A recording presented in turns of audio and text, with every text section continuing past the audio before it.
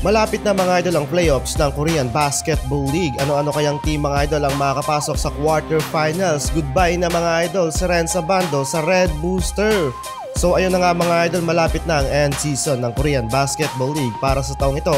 Pero papasok muna mga idol ang liga sa quarterfinals at ilang games na lang mga idol ang natitira para sa 2024 KBL regular season. So eto nga mga idol, ang former Alab Pilipinas guard na si Ethan Alvano ang one of the candidate para sa mga Pinoy Hoopers sa Korea ang maaaring makapasok at makakuha ng bagong championship title para sa taong ito.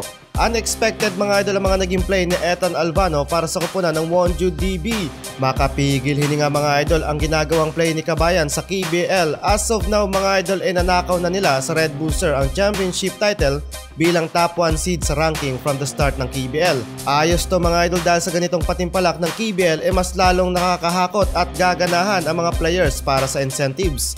Kasalukuyang may 40 wins and 13 losses lamang ang Wonju DB ngayong season at isang game na lang mga idol ang natitira kontra pa sa kupunan ni SJ Bilanghel. Secure na mga idol ang spot para sa quarterfinals at silipin din natin mga idol ang naging stats ni Kabayan Ethan Alvano ngayong regular season where he averaged 15.6 points, 3 rebounds, 6.8 assists at 1.6 steals with an average of 32.1 minutes playing time while shooting 50% from the floor at impressive 42.5% from the deep 3. Overall mga idol para sa kupunan ng Wonju DB ay pumapangalawa sa key player and one of the best playmakers so far sa KBL. Possible mga idol marirenew ang kontrata next season. Lalo ngayon mga idol na satisfied ang mga Koreano sa pagtaas ng kanilang market ng bawat club sa KBL. Tataasan din mga idol ang salary cap especially para sa mga Asian import to $195,000 or katumbas sa Philippine money na 10.9 million pesos. Tiba-tiba mga idol ang mga kababayan natin sa KBL. Samantalang malungkot na balita para kay Renza Bando at para sa kupunan ng Red Booster.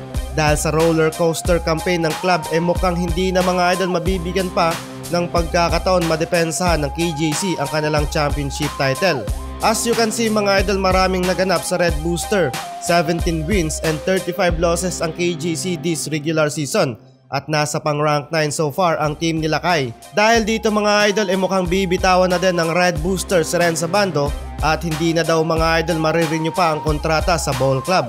Pero eto mga idol, sa KBL pa rin daw maglalaro si Kabayan Lakay at interesado mga idol ang KT Sonic Boom na kasalukuyang nasa rank 3 with 33-19 record.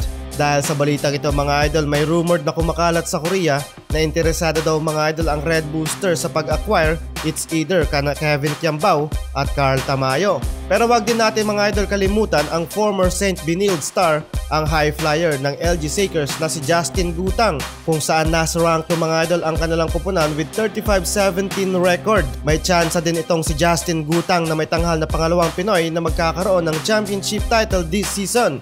Napaka-efficient mga idol ng player nito pagdating sa 2 points made. Low post at mid-range shot ang padali ng player nito at may average of 50.9% shooting from 2 points. Patuloy lang natin mga idol suportahan ng ating mga Pinoy import sa KBL lalo't nalalapit na ang pagtatapos ng 2024 KBL season.